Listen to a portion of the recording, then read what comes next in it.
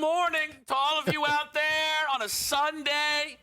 Kevin Walsh, Joe Lisi. It is Pro Football Today. We are on SportsGrid, and we are live out in London, Joe. Jets Broncos gets us started here on the Sunday Week 6 slate. Yeah, a real barn burner right now. 6-3. Hopefully. Slow down. 43.5 for the pre-kick total. Jets were 7-point dogs. They started fast. Defenses come on. Best defensive effort so far that I've seen the New York Jets throughout the regular season. So we'll see if Bo Nix and that team can make a second-half adjustment. Evan Ingram and that offense are getting involved. They're in, I believe, inside the 40-yard line right now, potentially maybe could cut it to 6 up or maybe take the lead here. One of the slower starting games you'll see that is actually trending to the over. Good field position so far to set the Jets up. We're going to focus heavily on this game here. We will, of course, throughout the next 3 hours, though, cover all of the big things happening on this Sunday. That includes a great one on Sunday Night Football, the Chiefs and the Lions, the Joe Flacco debut in Cincinnati, something that, I know I've been calling for, a change at quarterback for the Bengals with the Joe Burrow injury, Jake Browning just not getting the job done, really. The Zombie Bowl, who is injured? Better yet, who is not? The Niners and the Bucs down in Tampa Bay. The Ravens, a little bit healthier, huge underdogs against the Rams. A lot here on a Sunday, Joe. Yeah, and a lot of backup quarterbacks like Cooper Rush, Jacoby Brissett that have to answer the bell today and see if they can actually lead their team to a victory. We see some huge spreads right now, across the board, 9.5 for the Cardinals. We see some others. This one with the Jets were 7, but you look at some teams like the Chargers, a very interesting matchup against Miami today. Chargers started fast. They look like a contender. They've lost 2 straight. Can they win on the road, especially in an early kick? We'll see if Harbaugh and the crew can step up. But I think the bigger question, Kev, to your point, is like Flacco. Some of these other teams that really need to win today, can they really change the losing mentality, number one, and can they build an offensive identity to potentially lead these teams to a playoff? I'm not so sure at this point. Yeah, this is going to be a really interesting Sunday to see who can, maybe start to shoot themselves up, trend the right direction. The thing is, it's a long season, and they're learning that in Philadelphia. We will get into that in a little bit. The Thursday night upset at the hands of the New York Giants, maybe changing perception a little bit in the conference. Let's focus in here, though, Joe, on this game between the Jets and the Broncos. Let's start pre-kick. What were you expecting? Maybe what were you betting before this game got underway? Well, anytime you have a London or a European type of kick, you get a touchdown. I'm inclined to take the underdog in that capacity, especially when you have a winless football team in the New York Jets. Now, I will say the Jets were somewhat competitive in the 5 losses. You can make the argument you could have stole one of those games maybe out of the bunch, but defensively, they have yet to step up under Aaron Glenn. It's not been so much the offense. It's been how bad this defense has been. And they're going up against a very physical team, offensive line and defensive line in Denver that picked up the victory against Jalen Hurts in Philadelphia. They trailed 17-7. They're now believing that they could play with any team in the conference in the NFL, and they have a quarterback in Bo Nix that's red hot. So, yeah, I think, in order for the Jets to steal this, I think we have to go under the 43.5 just because you need to see that defensive effort. For Bo Nix and this offense now starting to click a little bit, I think you want to push a little bit of tempo. Yeah, I lean Jets as well. I played a little Justin Fields passing plus rushing, I believe 227.5. Fields is just consistently through that number because he has the ability to really explode through either market. They've had 2 possessions. They're not really playing football on that Jets offensive side of the ball. They're going to have to, though, moving forward, as we get ourselves the first touchdown of this game. It's Bo Nix through the air. You guessed it, Nate Atkins on the receiving end of that one. Extra point pending to make this a 10-6 game. Broncos, Joe, up to 7.5-point favorites once again. But how about this total now with 16 points on the board, 48.5? Yeah, I mean, right now, the way they work the middle of the field with Sutton and Evan Ingram, it opens up the tight end on a wheel route down the seam. And the Jets, again, from a defensive perspective, they can't stop anybody, Kevin. I mean, They did it for a quarter, and you're like, okay, that's a pretty good effort. Maybe their offense can move the football if they could get off the field. But right now, here we go. Bo Nix now, basically a 70-yard drive to lead them to pay dirt. Not good. So I have a question for you about the Jets, because I'm fascinated by Aaron Glenn. Aaron Glenn did not have great defenses in Detroit. Defensive coordinator gets the job with the Jets. And a lot of people thought it was a good move, reset the culture. Maybe he has the right guys to put forward a good defense, former player. This would be a perfect marriage. They're the only winless team. They're trending towards keeping that afloat right now. And the defense is awful. I mean, it's awful. There's no other way to describe it.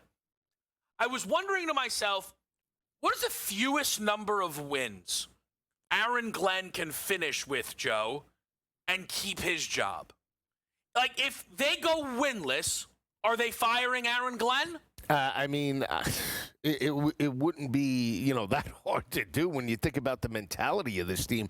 Aaron Glenn was brought in not just for the defense. He was brought in to be a motivator of the young talent that they have there. Breece Hall, Garrett Wilson, and Robert Salah and the former staff couldn't do that, and we blamed a lot of it on the culture between Aaron Rodgers and that locker room and the coaching staff. And I was high on the Jets to potentially exceed expectations. But Aaron Glenn right now hasn't made adjustments as a head coach, and I think that's the biggest problem. As bad as his defense is, they go cookie cutter week in and week out, and they're getting exposed now. And at the end of the day, if they go 1-16 or 2-15, I mean, you can make the argument for Woody that, hey, he's just not the right guy for the job. It could be a one and done, and we need a better, more competent head coach. I feel as if they finish with the number one overall pick, that could actually be the nail in the coffin for Glenn. Maybe a top two, because you're going to likely draft quarterback at that point. I know you're a Fields guy, but if this team drafts that high, they're probably going to draft quarterback. And you don't want to end up in this loop so many teams do, right? Where draft quarterback, year two coach, we don't like what we're seeing, fire coach, quarterback now in year two, gets a year one coach, and it really creates a bit of a mess. It's funny, listen, and fans occasionally can be a little wild. I asked a Jets fan, how many wins does Aaron Glenn need to keep his job? Said 6. This is why I worry for Glenn a little bit. Jets fans entering this year and still right now, totally delusional on what this team is going to be. Yeah, but they were like they thought they were going to be terrible. Like Jets, I heard some thought that no. Fields on the ground, 10 wins. That was me. The playoffs. I said 7 with Fields. No, you were high on Fields, but Joe, there were people who thought that this group had some chance to make some noise. Here's my thing. They're 0-5. Yeah. Right? To say he needs 6 wins in 12 remaining football games. That's 500. That's 500. I mean, not going to happen. That's not happening. No, that's it's insane. Not. No. So I just think that they are a guaranteed disappointment now to the fan base there. I don't know if Glenn, and it's tough because you don't love doing it to a former player, like of your organization. Right. Like I feel like you want that to be this beautiful marriage. Yeah, Aaron Glenn is on one of the hotter seats in this league, I think. Especially now when you see Jackson Dart and the success that they have had on the flip side. I mean, think about it. They both had 5.5 win totals. But you could argue, they gave Dable a ton of chances. I just think it's such a fascinating thing to follow where you would think, hey, no way Aaron Glenn. Nothing's going to happen where Glenn gets let go in year number 1. And then here we are now. It's worth a question. Possible. Let's talk about Aaron Glenn's former team, the Lions, on a Sunday night in Kansas City next.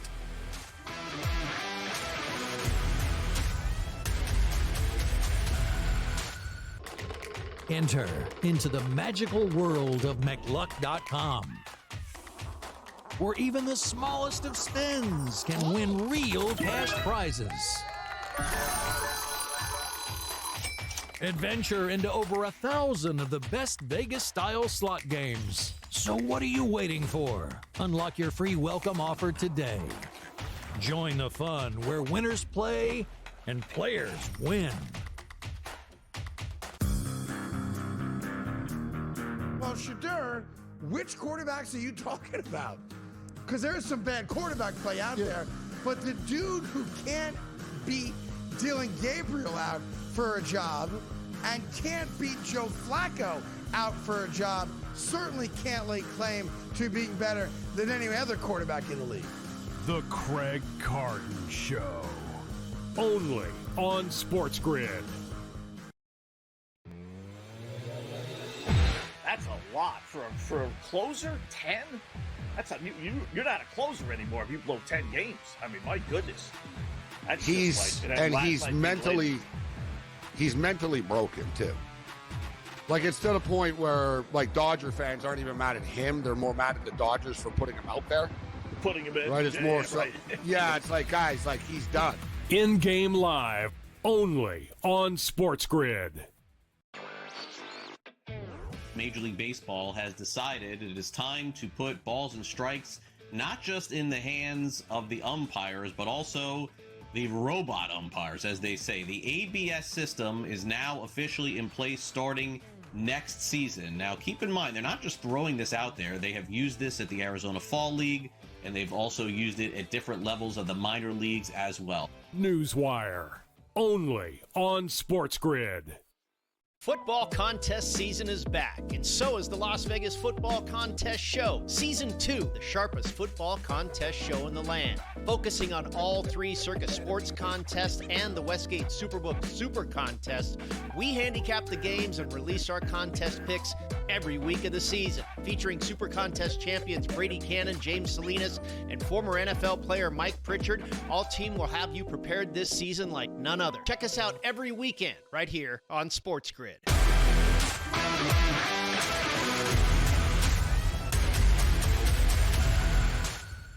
Sunday Night Football brings us one of my most anticipated games of the season.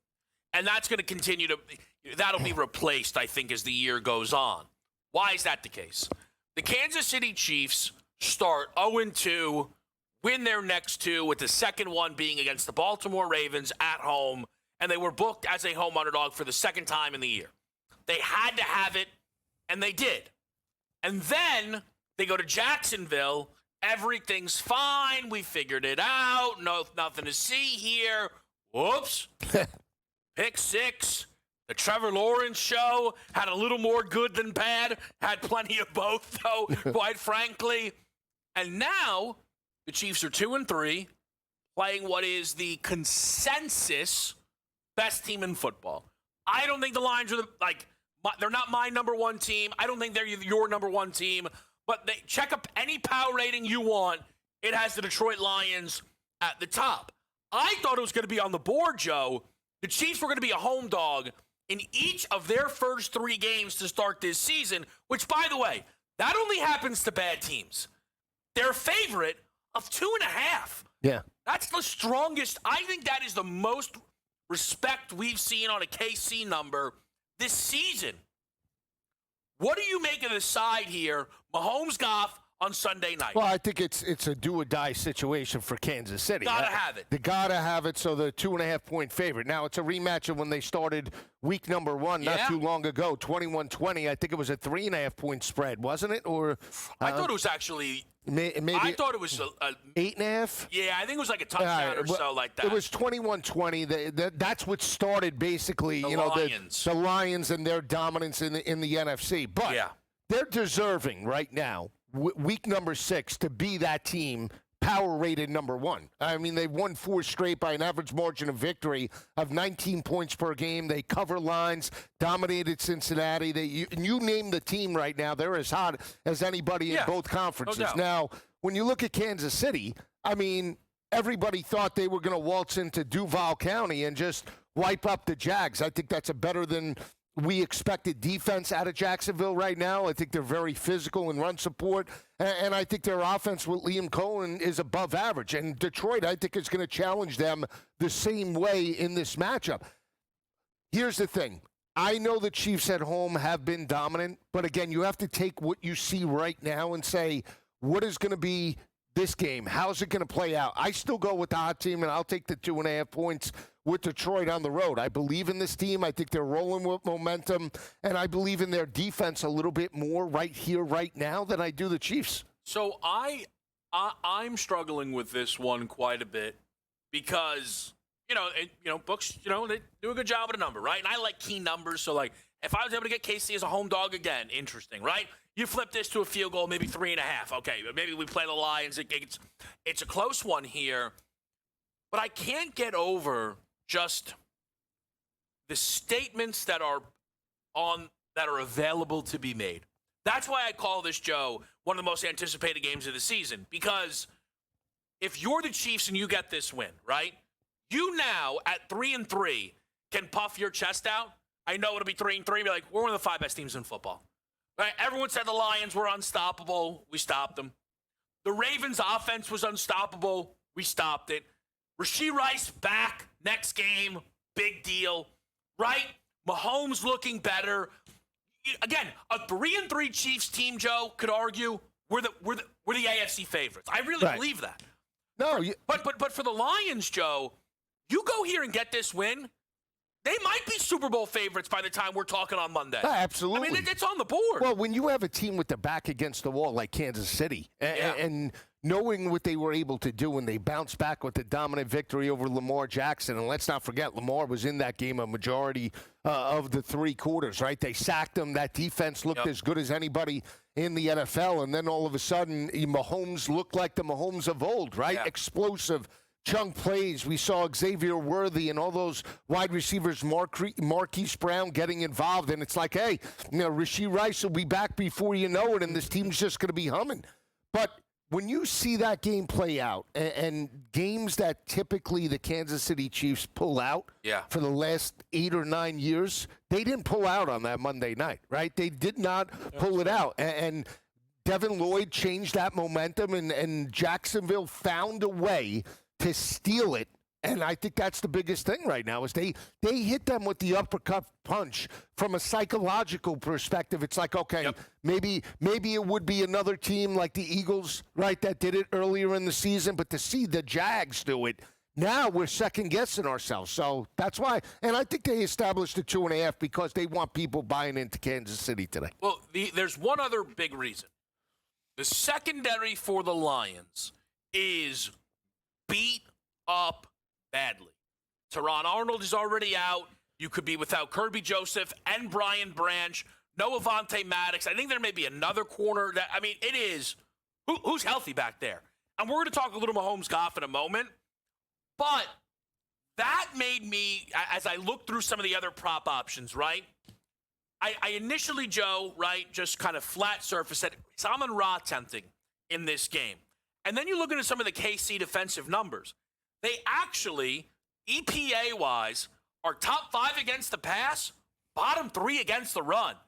I think back to the Ravens game for the Lions where they knew they were playing a high-octane offense, ground, run. Gibbs had 22 carries in that game. Now, he didn't have an explosive one. Montgomery ultimately did, but Jahmyr Gibbs having multiple games without being explosive doesn't happen. Last week against Cincinnati, a long run of 9. Didn't have a 10-yard carry.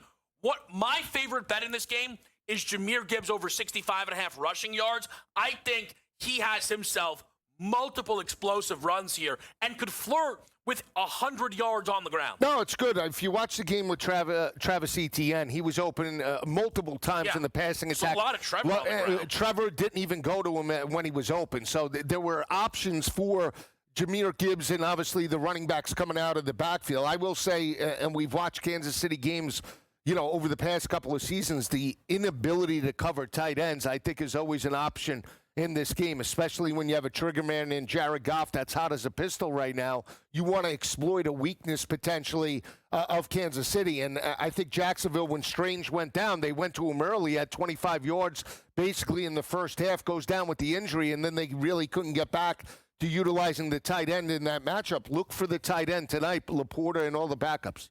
What we're going to do is take a quick break. Let's dive into if Mahomes can take advantage of a banged-up Lions secondary and the MVP case for Jared Goff. That's next, right here on SportsGrid.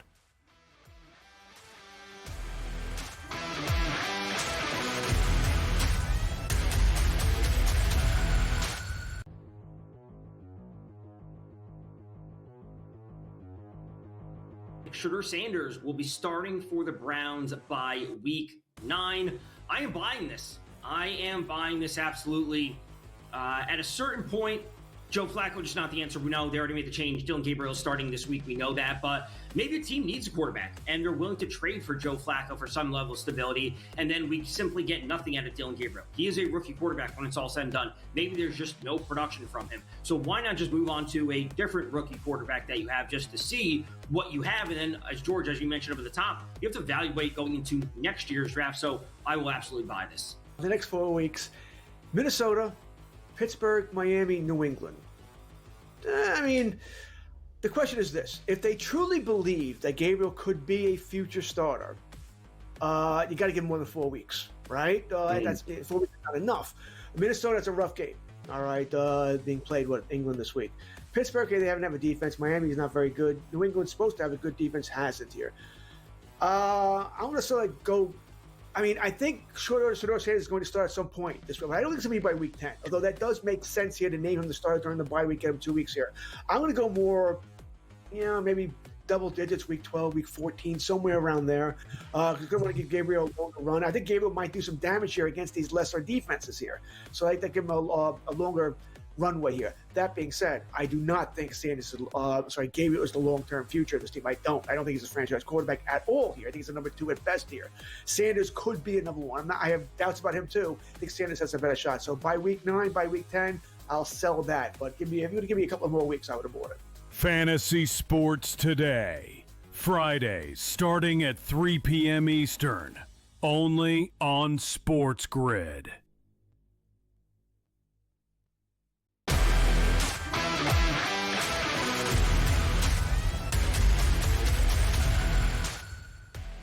Let's talk some quarterbacks. Joe, I am a big fan of seeing an MVP price and telling everyone how terrible it is, because occasionally there are folks who just get too much love in the market, too much credit in the market, and I'm not doing a bit here, I promise. Go ahead. Jaden Daniels missed like 2 weeks of football, and they were booking him with like the 4th best odds, and that was ridiculous. Jaden Daniels has since moved back. He's played well. I actually think you could argue there's some decent value on the Jaden number. Okay. I say that to say Mahomes is booked under 5-1, second best odds. They're 2 and 3. What? No, it's just you don't even know what Go ahead. You don't know what I'm going to say. Go ahead. I think you're going to disagree with me now based on what you just reacted. I understand the Mahomes number. I can't crush it. Everything good that will happen for this team this year, right, will all be credited to him much more accurately than the nonsense we dealt with last year when they were 15-2 and he wasn't playing well and we pretended that everything was fine. In a what is a muddy MVP race, I'm not betting Mahomes at the number, but like if Mahomes was 10-1, I think there'd be a level of temptation personally. So I think that his number is interesting, but you could definitely argue, Joe, that maybe there's some meat on the bone with that Goff number. What do you think about these two quarterbacks? Well, I think Goff is deserving. He's never given enough credit. I mean, he's looked at as a system guy and just looked at as never one of the elite quarterbacks in the NFL, and all he does is produce. And we talk about completion percentage. We talk about the ability to find open receivers, and I understand he's had his history of troubles, but Jared Goff is still one of the more accurate quarterbacks in the NFL. And if you're starting a franchise, you would consider Jared Goff to be a potential starter when you look at the weapons around him. So again, I would buy more into Jared Goff right now than Pat Mahomes, and that's not a knock on Mahomes. It's just big picture where we are right now. I believe there's more upside with Detroit. I think they're a younger team. They're playing more cohesive than I see with Kansas City right now. And I understand what you're saying about Pat Mahomes because they're completely now one-dimensional. They don't have a hint of a rushing attack. Yeah. And I understand they ran it a little bit against Jacksonville, but if you over the course of the season, they're completely one-dimensional. They average for 4 games 66 yards per game. So if they can't run the football, that means it's got to be Mahomes. Who else is it going to be? So that's why you're. But my point is, when you have an above-average defense, you want to run the football to keep more explosive offenses on the sidelines. They don't have that right now. They have the offense that they had back 5 or 6 years ago, and now their defense is slightly getting exposed by more explosive teams in the conference, and they're losing games.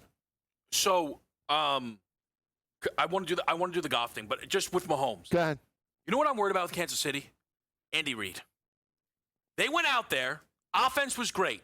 And I think in the post-game press conference, we were a little aggressive in spots. Hold on, Andy. You punted on your opening drive on a 4th and 2 in Jacksonville territory. You were not too aggressive. There is this curse on the best play callers that they're all conservative. Reid, McVay, Shanahan. They all get in 4th and 2s. They're like, come on, just let me punt. I don't know what it is. It's this curse that they're all dealt, that they can't be great play callers and Dan Campbell level aggressive, whatever it may be. I think Mahomes is live. It's early. I struggle with the Goff piece for this reason. I've said this countless times. The number one thing to get you in that MVP conversation is winning games. Okay. Last year, the 2 number 1 seeds were these 2 quarterbacks, and neither were in the race. Now, Mahomes, it's easier to explain. His numbers were bad. Goff threw for 4,637 passing touchdowns and wasn't in the race. But I wonder if he does it again, maybe protects the football a little bit more, and we get 4,500 yards, 35 touchdowns, and a number 1 seed lines. And they're not my number 1 seed right now. I wonder if Goff, doing it again, will actually have him in the race. It feels like he's in it earlier this year than he was last year, Joe. There's some potential for Goff in a way that there wasn't. Are you backing either of these guys quickly in the props market I would back today? Goff, but he's similar to Baker Mayfield, I would say. No respect. I would just say that. Baker puts up numbers. He's in a conference. Baker's getting... But now he is. But I'm just saying, but to go back to Mahomes, if they're 10-7, you're going to give him the MVP? If they're 11-6, no. He won't win it at 10. He will not win it at 10-7. But that's my point. I believe they're trending to that type of record. Yeah. So I wouldn't buy in right now. No, I think that. But if they pull off this upset today, there's going to be an idea that this team's going to be able to get themselves to 12 plus wins, and hey, they come back, they grab. No, understandable. It's going to be. I think it's going to be a really, really fun race. Let's get you an update in London. Also, what happened Thursday night? How concerned is Joe Lisi about his Philadelphia Eagles? That's next on SportsGrid.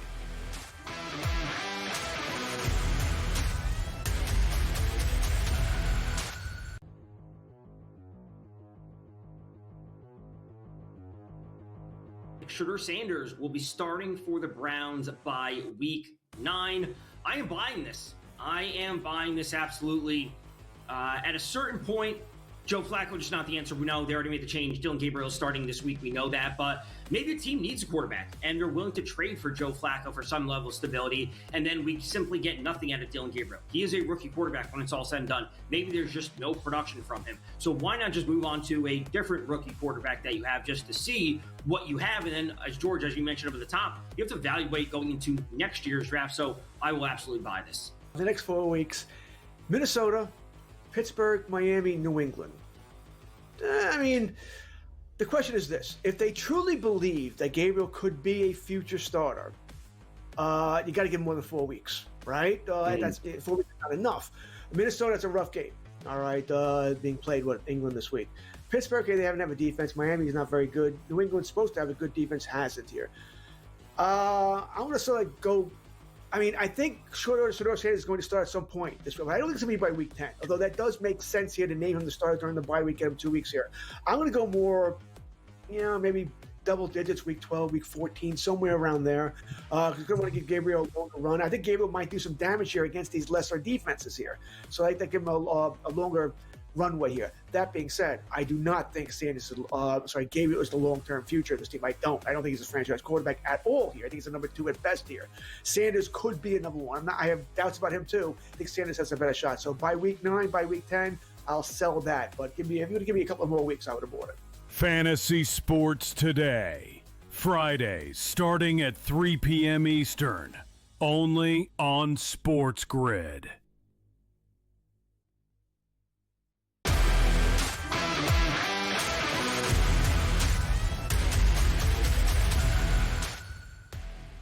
Pro Football Today, we're live in London. When I say we, I don't include the Jets. What am I watching? Hey, you got to step up here for me. Joe, they've had now, let me make sure I have this correct, 4 possessions. Yeah. They have as a team 1 total yard, no first downs. It's bad. And they're in it. So Fields got the winner. Can only go up from here. It can only go up from here. Hang in there. They're only down 4. I got +7 in this game. Good take. Wow. Right? It is a good.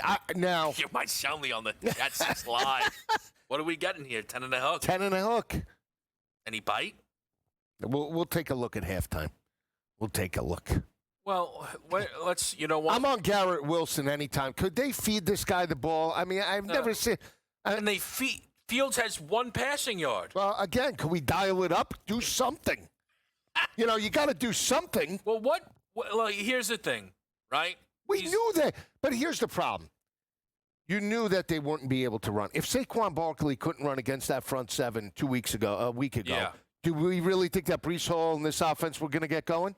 I mean, can't we devise, roll out the pocket, get Fields involved in an RPO, pass throw? Why are we having him sit back there like a sitting duck against this Benito in this front 7? I don't understand. On 8 dropbacks, 4 attempts, 1 scramble, 3 sacks. Yeah, but that's my point. It's bad right now. Like they're not making adjustments, and this is the mark of a terrible head coach. But this is what you talk about. It's one thing to be a motivator. It's another thing then to be a great in-game manager. And I can live with Aaron Glenn's defense being absolutely terrible. What I can't live with is a professional or college coach going into halftime knowing a game plan's not working and then not making adjustments to put your team in a position to win the game. So then let's use that as a transition to adjustments and coaching and Thursday night. Giants win 34-17 as a touchdown and a half underdog. Now, I say it jokingly, but not jokingly, you're Philadelphia Eagles. You are steadfast and thorough that they're the best team in the league through 4 weeks. They lose to Denver, and you're like, listen, nobody's complete. It's a loss. It happens. Right. All good. I haven't talked to you since. Where are you at now on the Eagles? What was your big takeaway from them getting doubled up by the New York Giants? Pathetic, walking through the motions. This is a team that has a motivation problem right now. It's not a talent problem. It's a motivation problem. And when Jalen Carter all of a sudden checks out, something is wrong with this team. Something is wrong. I'm sorry. And you cannot tell me that when Jalen Carter's out of that defense, that the defense just falls apart now. We've seen it in basically back-to-back games. Week 1 against Dallas, and now this performance against Jackson Dart, making his 3rd career start. I mean, give me a break. Yeah. Right now, the whole offense is inconsistent, right? And their identity, I have no problem with Jalen Hurts throwing the football. What I have a problem with is Jalen Hurts not utilizing his legs, number 1. Number 2, not utilizing your workhorse in certain situations, and just basically just predictable play calling, first down, second down, until you get into a long 3rd down situation, and then it's 3rd and 20. I mean, I just don't understand. Again, Sirianni, I believe, is a very good coach, a very good motivator, but he's got to get ahead of this. It started with the A.J. Brown situation, and now it's trickling in where this team isn't motivated to play a divisional opponent on a Thursday night. I mean, it's just that performance was pathetic offensively and defensively. So I think you're pretty on it, Joe, in that people look, Jalen Hurts is a very divisive topic. You know that, right? You would fall in the bucket of a Jalen Hurts respecter, right? Yes. But for the people who don't, they are seeing blood in the water. And their analysis off of this game, they lead with Hurts. And I will just encourage those people because most of the people who doubt Hurts and don't like Hurts feel similarly about Sirianni. This is your chance to go for Sirianni, not Hurts. Right now, the Eagles' questions for me are far more about coaching than the quarterback, who everybody said, you think he can throw for 280, and then has thrown for 280 in consecutive games. The questions for Sirianni are right now, you are not a buttoned-up football team in any way. No. Right? They committed bad penalties at the end of the game against Denver. Some of them were questionable, yes, but they were bad penalties. Your locker room feels in disarray, and it's going now beyond A.J. Brown. Lane Johnson, even if I agree with him, is somewhat calling out your offensive coordinator. You play only one half of football every single week of the game. The only game that this team basically played two halves that felt similar was the game against Kansas City. And honestly, it was because it was just like meh football, right? They had great offensive halves against Dallas and Tampa. Against the Giants, they scored 17 in the first half. And then it just completely falls apart. So there's a level of this that Sirianni has to look in the mirror. But that also then, Joe, involves looking at his offensive coordinator. I am sure you have seen it. Those in the business who break down film for a living, what they are saying about the Eagles is as bad of an indictment as you can get on a coaching staff. That it's predictable. It's obvious. Hey, look, obvious run. It's a run. Look, I guarantee this is a run. Run. Right. Saquon Barkley's first two carries went for 31 yards. Right. He had 10 for 27 the rest of that football game. So for me, for Philadelphia, I largely think they are fine because, as you said, they're very talented. They've played a tough schedule, and they're 4-2 through it. But when I say they're fine, that doesn't mean there aren't adjustments and corrections that need to be made. And I think it starts with a coaching staff that has to figure this out if Philadelphia is going to make good on big-time expectations in the futures market. Do you want to win a Super Bowl or not? That's the biggest question. Right. Because, again, we know that this team did it. Are you hungry enough to do it again? There's certain players on there, Barkley and obviously Jalen Hurts and I believe Devontae Smith on the offensive side of the ball, that want to win a Super Bowl again. But, again, it takes a team effort. One player like A.J. Brown could bring down that offense.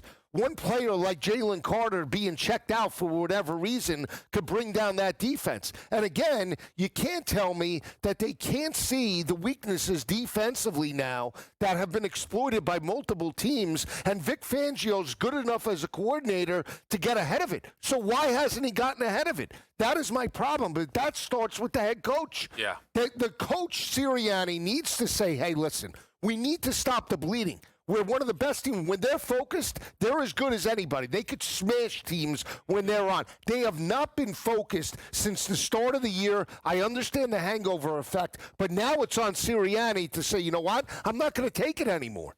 Quickly, before we hit this break, though, Joe, Emeka Egbuka's having this monster season. We'll talk about him later. The one thing that could threaten his status as Offensive Rookie of the Year favorite is a quarterback.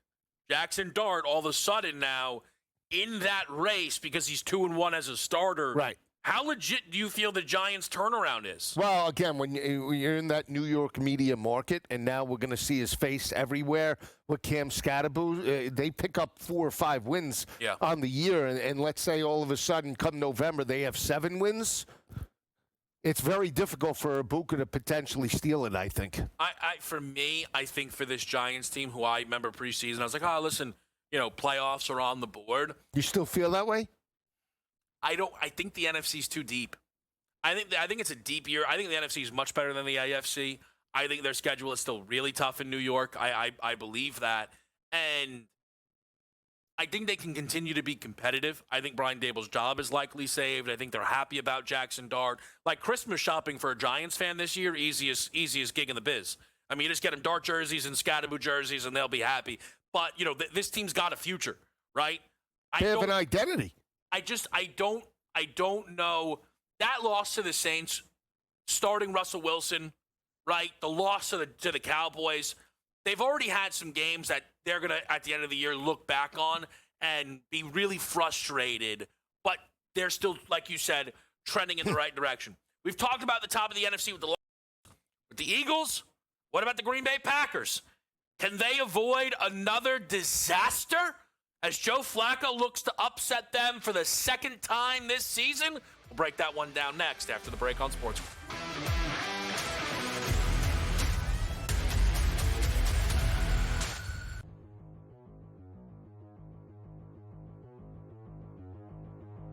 Shedeur Sanders will be starting for the Browns by week 9. I am buying this. I am buying this absolutely.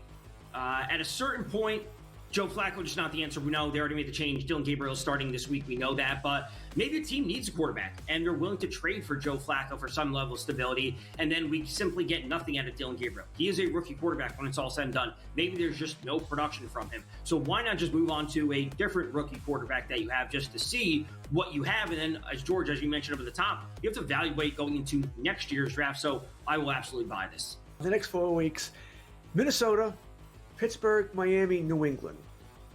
I mean, the question is this. If they truly believe that Gabriel could be a future starter, you got to give him more than 4 weeks, right? That's 4 weeks is not enough. Minnesota, that's a rough game, all right, being played, England this week. Pittsburgh, they haven't have a defense. Miami is not very good. New England's supposed to have a good defense, hasn't here. I'm going to sort of go. I mean, I think Shedeur Sanders is going to start at some point this week. I don't think it's going to be by week 10, although that does make sense here to name him the starter during the bye week, get him 2 weeks here. I'm going to go more, maybe double digits, week 12, week 14, somewhere around there. Because I want to give Gabriel a longer run. I think Gabriel might do some damage here against these lesser defenses here. So I think give him a longer runway here. That being said, I do not think Gabriel is the long-term future of this team. I don't think he's a franchise quarterback at all here. I think he's a number 2 at best here. Sanders could be a number 1. I have doubts about him too. I think Sanders has a better shot. So by week 9, by week 10, I'll sell that. But if you were to give me a couple of more weeks, I would have bought it. Fantasy Sports Today. Fridays starting at 3 p.m. Eastern. Only on SportsGrid.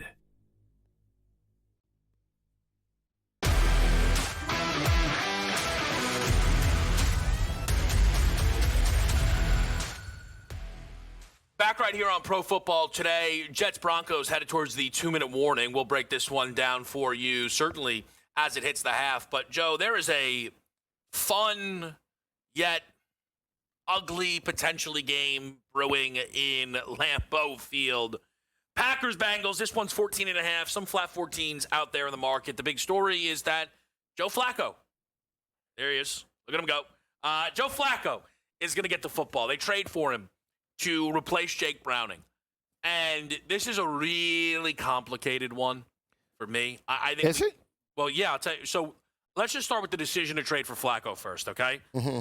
You know me, Cincinnati Futures. Jake Browning, in the game he won, threw 3 picks against the Jags, and I went, you cannot let Jake Browning be your quarterback for 10 weeks. And we had to hear, they trust him. He knows the system. Don't worry about it. He's one of the better backup quarterbacks in football.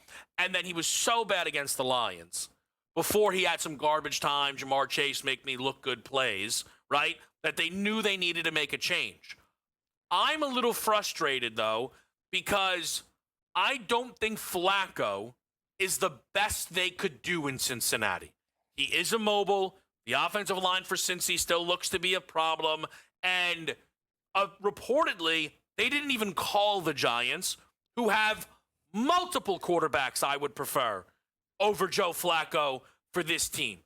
What do you make of the decision for Flacco to take over now for Jake Browning for the foreseeable future? I like the decision because even though you might say Browning could move the football, he's lost games. They lost 3 games by an average margin of defeat, Kev, of 25.3 points per game. So, again, that alone warrants a change.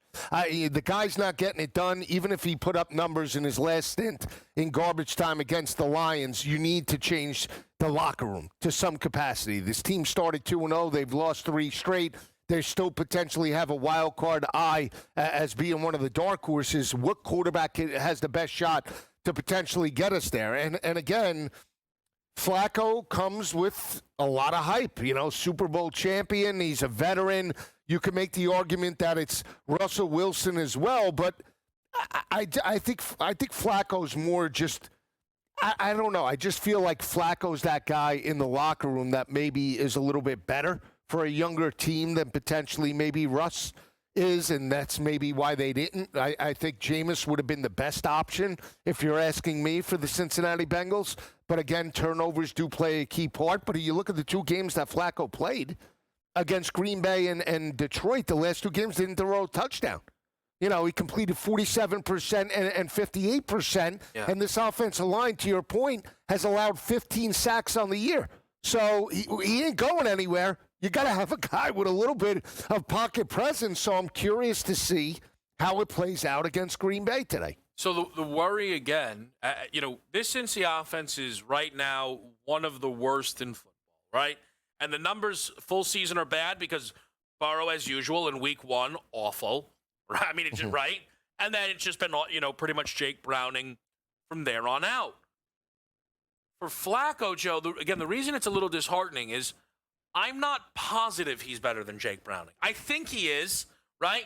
His numbers in Cleveland don't look good, but again, the Cleveland offensive line is also atrocious, and their weapons are just not. It's not Chase Higgins, Chase Brown. I mean, even Yosavash would be getting some run out there for the Browns. So what's his number? No, but so I just, like you say, Jameis. I think Russ was the answer.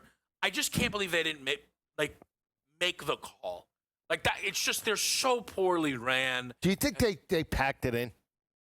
No, clearly not, because you don't make. No, this I know call. that, but I think it was brought up to when they started 2-0 and they lost Burrow. Yeah. I just think emotionally they were checked out, and we'll see how much Browning can get us to a certain level.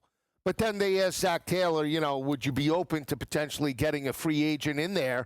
And all of a sudden he was like, yeah, I guess so. And then they got smashed. And then it's like, okay, Joe Flacco's on the team. So that's my point, is was Taylor checked out maybe? Or is he actively going to management? We need a quarterback. We need this guy. We need that guy. Well, I think there gets a point where you're just. I mean, you saw this. Everyone's seen it. Is that Taylor's just there was a moment where Jamar Chase had as many receptions as tackles. Jake Browning was breaking that football team. Yes. He was. It wasn't just man, this is tough. It was interceptions. Whoa, timeout. Who are you?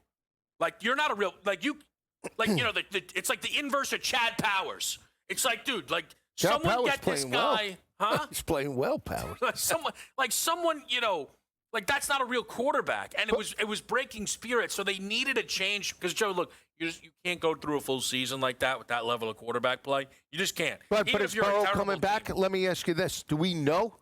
We don't. But I think Zach Taylor, I feel like Zach Taylor, after Burrow gets hurt, is doing this. I can't believe this happened again.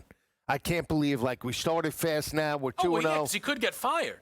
Right. It's on the board. But my point is, I feel like Zach Taylor's emotional, he doesn't have a handle on this team. Do you feel that way? I mean, if we see Flacco go out there and just get hit like a piñata today. Well, so then let me ask you this. What do you think of the side? I mean, it's a huge number. I took the 14.5. I had no choice. I thought, I knew it would be double digits. I thought it might be 12. 14.5 in the NFL, you know that. In college terms, that's laying 4 touchdowns, right? Yeah. 14.5 is about as big as you're going to see. That's 4 points more than the math. It's just, listen, the math is all over the place. But my point, I'm going to be honest with you, this game has broken my brain a little. They didn't adjust at all for Do you Flacco like him being outright? better. No. No, I don't, actually. You like the over? Maybe. Not really. It might get there by the hook. That's it? You like this over? You're telling me you're buying it? What do you first? You You're and this buying in. asthmatic cough. Listen. You're buying in. No, hold. I'm just saying, I think they can. 28-17. We get over by the hook. They cover the number. How's that sound? Well, you're telling me Flacco's a huge upgrade. I know I'm not. You're saying you're not listening to me. No, my point is. So you're watching your boy Justin Fields and you're not listening to me. What I'm saying to My you whole is. thing is I said, I'm not sure he's even better. Well, yeah, but my point is the game plan going to revolve around the two major pieces of Higgins, or is it going to be the rushing attack just to shorten the game because the defense is that Funny bad? thing is, my favorite bet is actually in this game. We'll break that down next.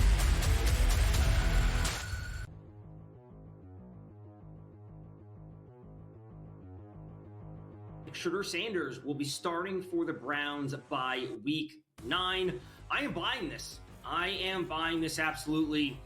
At a certain point, Joe Flacco just not the answer. We know they already made the change. Dylan Gabriel starting this week. We know that. But maybe a team needs a quarterback, and they're willing to trade for Joe Flacco for some level of stability, and then we simply get nothing out of Dylan Gabriel. He is a rookie quarterback when it's all said and done. Maybe there's just no production from him. So why not just move on to a different rookie quarterback that you have just to see what you have? And then, as George, as you mentioned up at the top, you have to evaluate going into next year's draft. So I will absolutely buy this. The next 4 weeks, Minnesota, Pittsburgh, Miami, New England.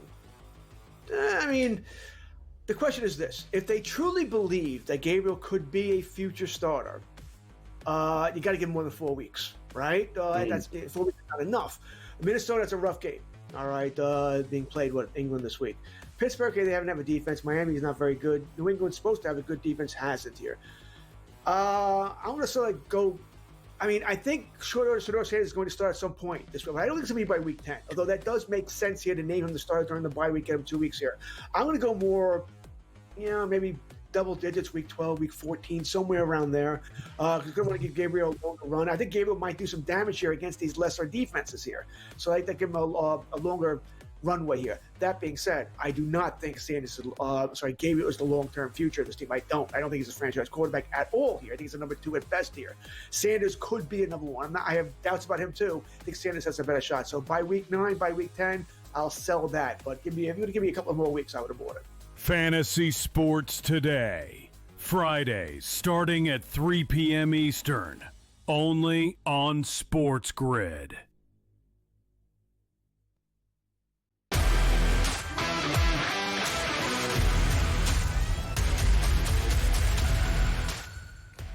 Back right here on SportsGrid.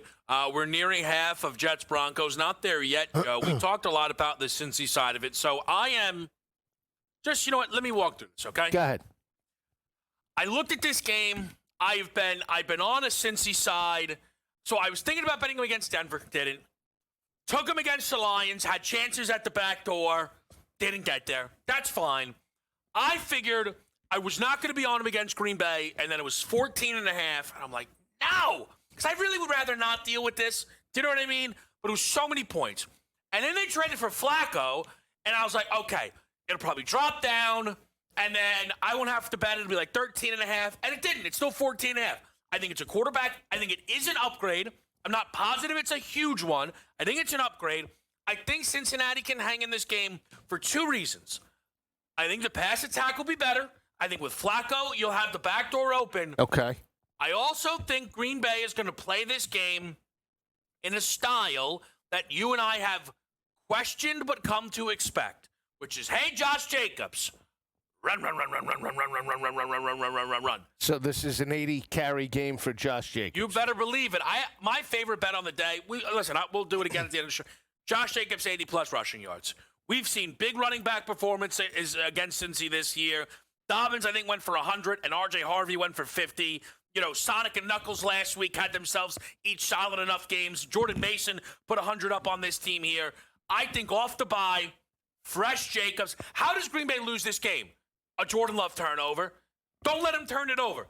I think Jacobs gets the ball 20 times in this game, maybe 25. With the way that the numbers are set up here, I think we see plenty on the ground from Josh Jacobs. No, it's possible. I guess the only concern is if there's limited possessions for Flacco because of the rushing attack. Yeah. How do they cover this line? Then you're talking basically 28-7, and that's it. But that's my point. 28-7. Like if I have the ball with 2 left, I got the back door open. That's the thing. I mean, I know what you're saying, but that's why I'm playing. Listen, again.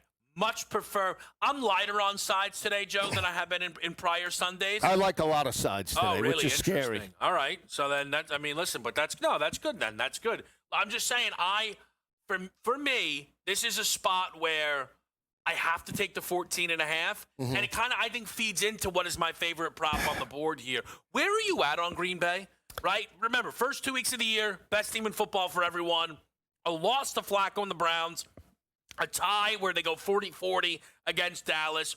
Where are you at on the Green Bay group overall? I still think they're obviously a playoff contender. I don't think they're one of the elite teams in the conference. I don't believe that. I honestly think that there's still question marks that I need to see, and I don't buy into the receiving core from what we've seen right now. I think that's always a cause of concern.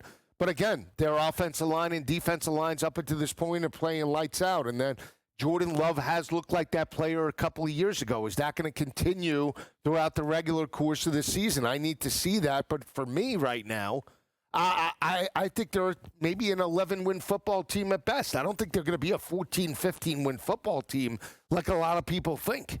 I just don't. So I'm in a weird spot with Green Bay in that I was more reserved on them through their 2-week dominance than most. And now through this 2-week slump where a lot of people, Joe, are kind of like, okay, let me drop them. I feel very certain that their defense is elite. Elite. Okay. One of the 5 best in football, no doubt in my mind. And people will say, well, how could you say that after they gave up 40 to Dallas? Again, one, pressure-free Prescott. One of the best quarterbacks you'll see. He's got nothing to worry about this year. So he's playing now basically every game, no pressure. He's going to be good. But similar to the game against Cleveland, they were ready to pitch a shutout, that Packers defense. And then next thing you know, it's a Jordan Love turnover in the game, 16-13 at the break, right? Or whatever, 17-13. Like, it was, to me, that defense, it kind of, they ended up on their heels. When they were, remember, it was supposed to be 14-0, blocked extra point, made it 13-2. Cowboys finally put a drive together after looking lifeless, and then Jordan Love strip sack fumble, next play Pickens touchdown, and that game was kind of off the rails from there. I just fully believe in their defense, and I think it's going to give them a very high floor game to game.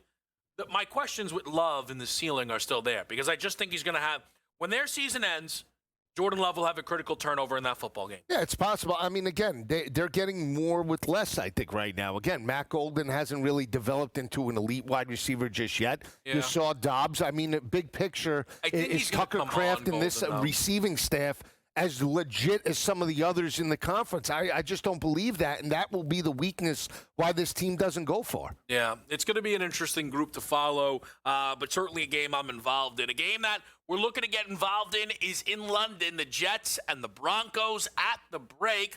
Let's find some halftime value here with a 10-6 Denver lead. Can Justin Fields and the Jets make this one a little tighter? We'll tell you next.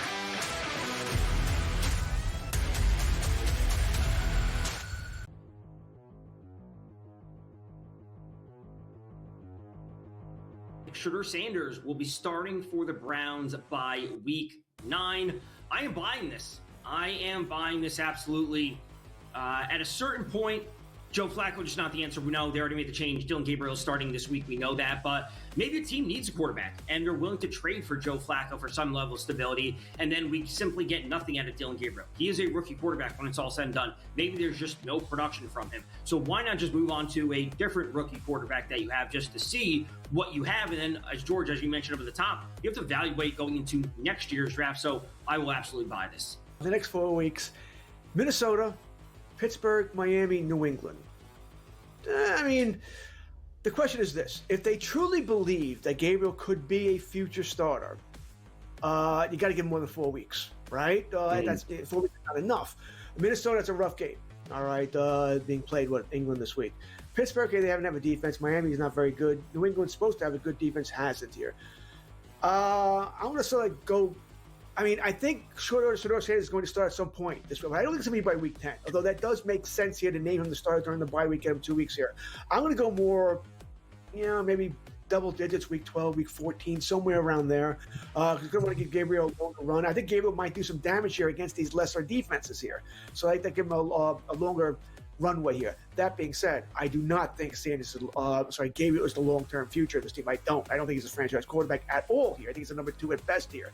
Sanders could be a number 1. I have doubts about him too. I think Sanders has a better shot. So by week 9, by week 10, I'll sell that. But if you're going to give me a couple more weeks, I would have bought it.